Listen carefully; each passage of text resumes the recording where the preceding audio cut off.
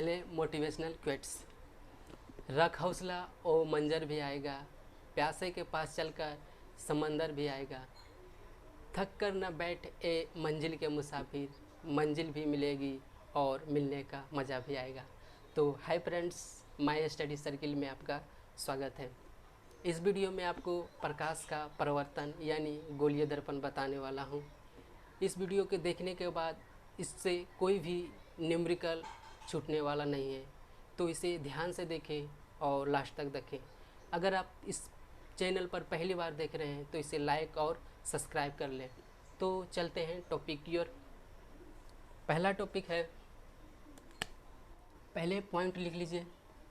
Point है प्रकाश का परावर्तन, ठीक है, या गोलीय दर्पण,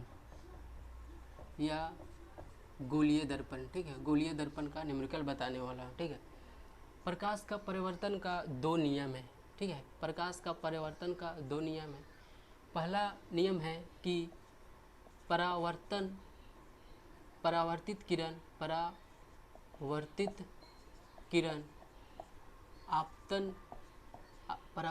किरण और आपतित किरण के बराबर होता है। आपतित किरण के बराबर होता है, ठीक है।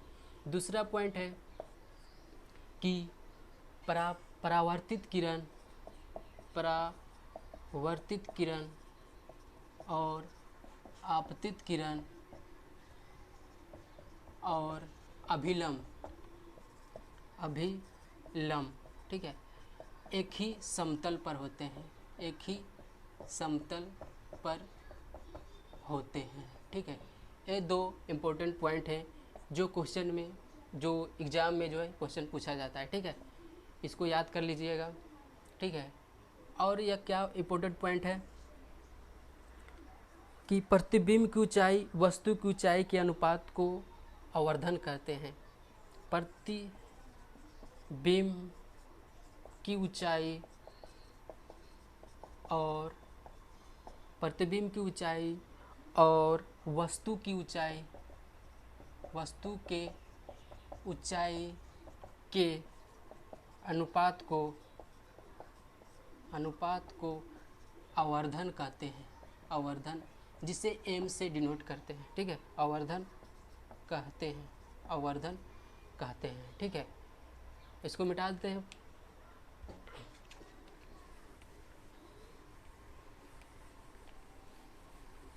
और कौन सा पॉइंट है देख लेते हैं।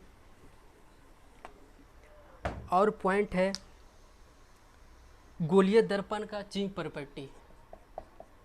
गोलीय दर्पण का चिंग प्रॉपर्टी मतलब कि सिंबल, ठीक है। सिंबल, चिंग प्रॉपर्टी या सिंबल क्या होता है, मतलब क्या क्या होना चाहिए कि वस्तु की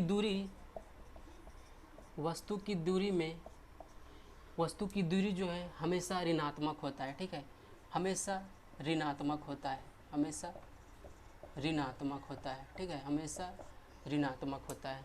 दूसरा पॉइंट क्या है कि प्रतिबिंब की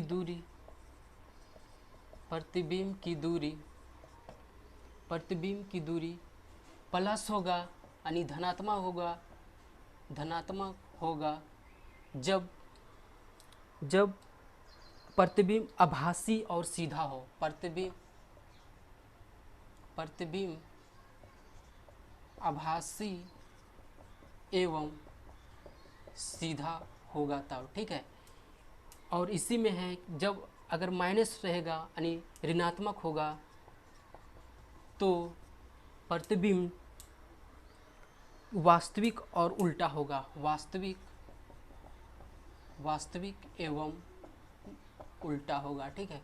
वास्तविक और उल्टा होगा।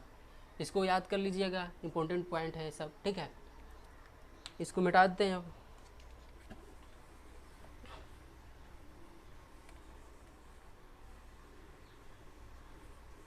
और क्या चीज़ है, एक फार्मूला याद कर लीजिएगा गोलीय दर्पण का।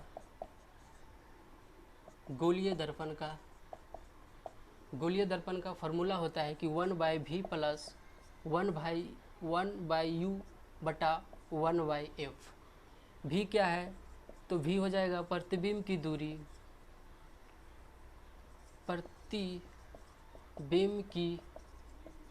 दूरी और u हो जाएगा वस्तु की दूरी, ठीक है। और f हो जाएगा फोकस दूरी, ठीक है, फोकस दूरी। एक और होता है फॉर्मूला, ठीक है, f बराबर r/2 होता है, ठीक है। जो r है वो त्रिज्या है, ठीक है, r जो है वो त्रिज्या है।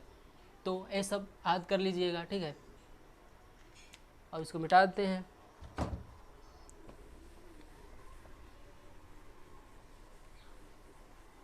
और कौन सा इम्पोर्टेंट पॉइंट है देख लेते हैं। एक होता है आवर्धन, जिसे m से डिनोट करते हैं। इसका फार्मूला होता है -v/u। v जो अभी बताए हैं प्रतिबिंब की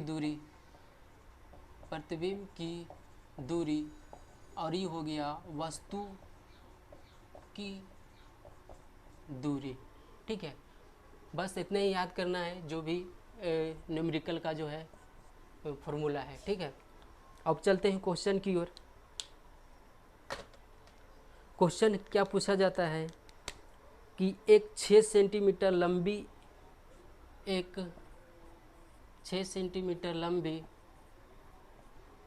लंबी वस्तु एक समतल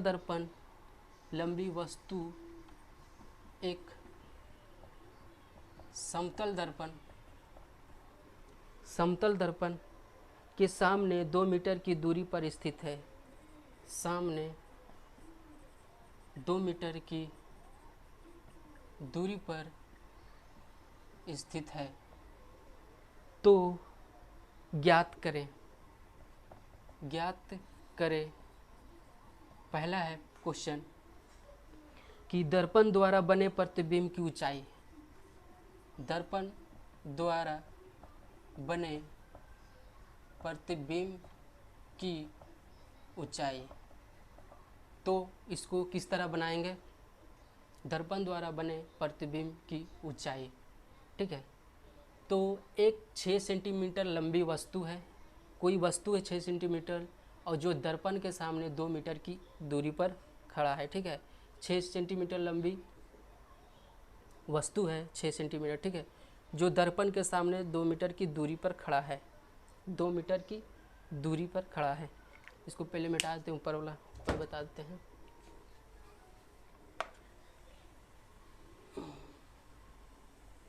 ठीक है, एक 6 सेंटीमीटर का एक दर्पण है, ठीक है, और कोई वस्तु है यहाँ पे 2 मीटर की दूरी पर खड़ा हुआ है, ठीक है। 6 मीटर का दर्पण है, ठीक है, 6 मीटर का दर्पण है और 2 मीटर की दूरी पर खड़ा है। तो उसका दर्पण क्या बने प्रतिबिंब की ऊंचाई क्या होगा। तो जितना बड़ा दर्पण रहेगा उतनी ही बड़ा उसकी ऊंचाई हो जाएगी। तो इसका आंसर हो जाएगा 6 मीटर, ठीक है, 6 मीटर इसका आंसर हो जाएगा। और दूसरा क्वेश्चन क्या बोल रहा है, दर्पण से प्रतिबिंब की दूरी कितनी होगी। दर्पण से प्रतिबिंब की दूरी, दर्पण यहाँ पे है तो प्रतिबिंब कहाँ बनता है, हमेशा पीछे की ओर बनता है, तो दर्पण भी 2 मीटर की दूरी पर बनेगा। तो दूसरा जो आंसर क्वेश्चन था उसका आंसर हो जाएगा 2 मीटर। यानी क्वेश्चन था कि दर्पण के प्रतिबिंब की दूरी कितना होगा, तो 2 मीटर हो जाएगा, ठीक है।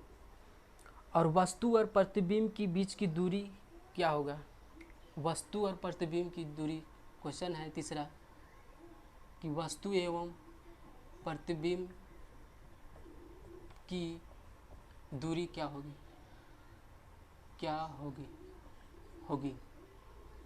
प्रतिबिंब, वस्तु और प्रतिबिंब की दूरी क्या होगी।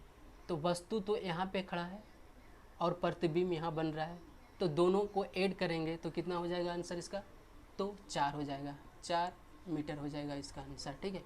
2 मीटर और 2 मीटर 4 मीटर हो जाएगा इसका, ठीक है। इसको अब मिटा देते हैं।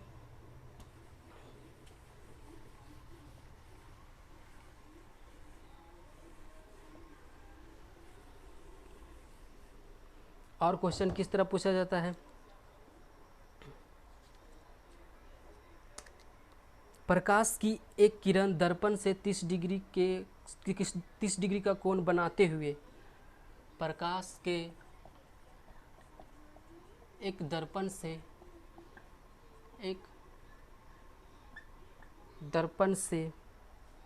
30 डिग्री का कोण बनाते हुए 30 डिग्री का कोण बनाते हुए किसी बिंदु पर आपतित होती है, किसी बिंदु पर आपतित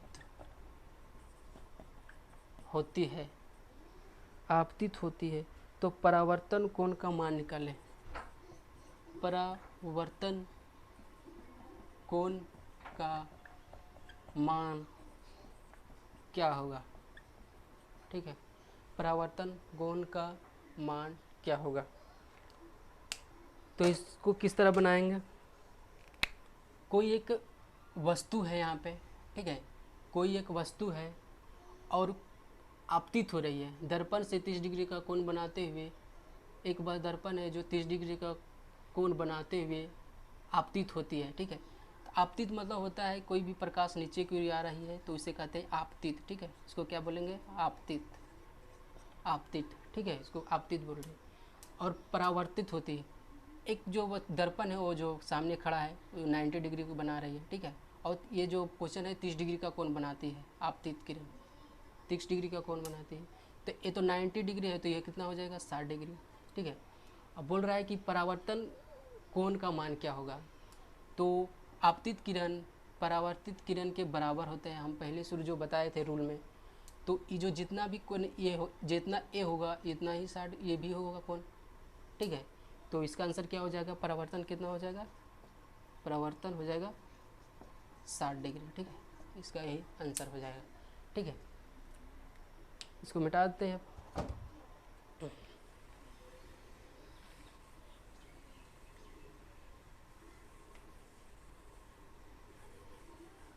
और क्वेश्चन किस तरह पूछा जाता है,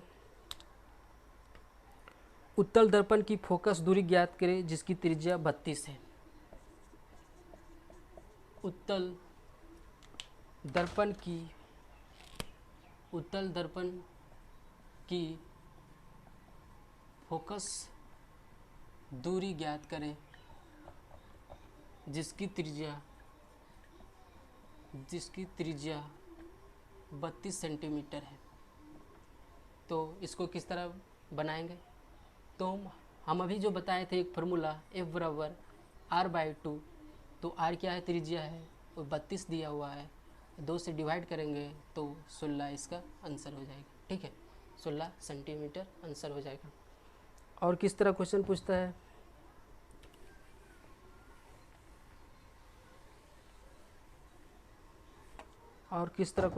है, किसी वस्तु को 10 सेंटीमीटर की फोकस दूरी पर, किसी वस्तु को 10 सेंटीमीटर की फोकस दूरी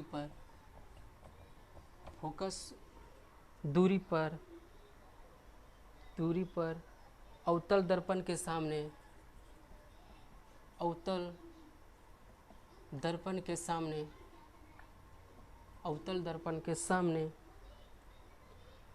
20 सेंटीमीटर की दूरी पर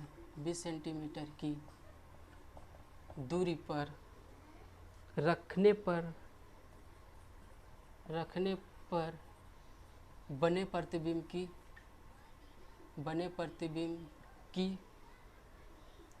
प्रतिबिंब का स्थान ज्ञात करें।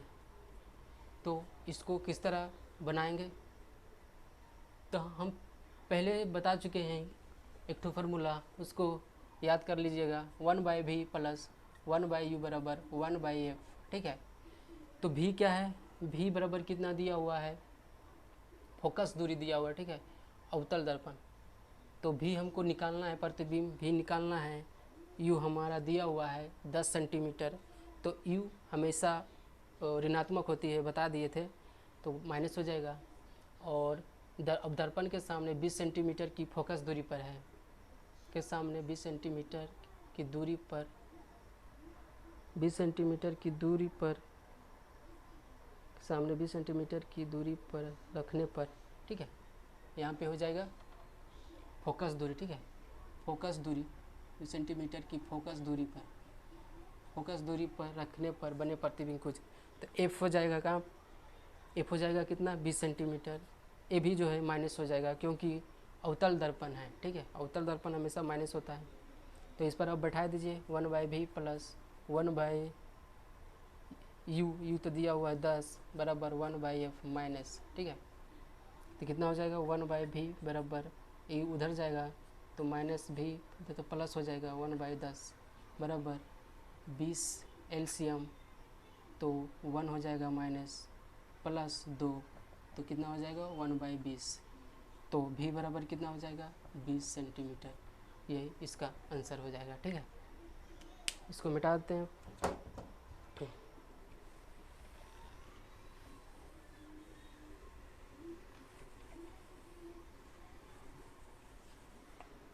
और क्वेश्चन किस तरह पूछा जाता है,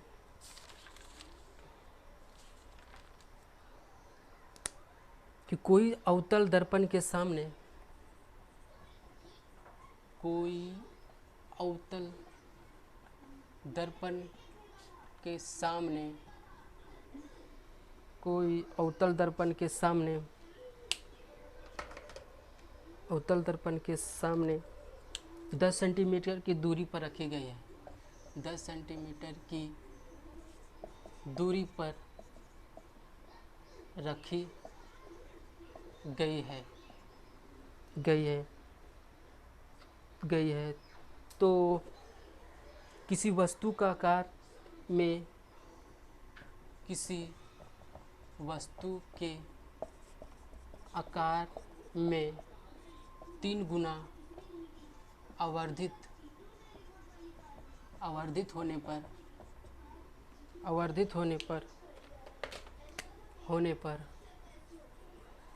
पर प्रतिबिंब कहाँ बनेगा, प्रतिबिंब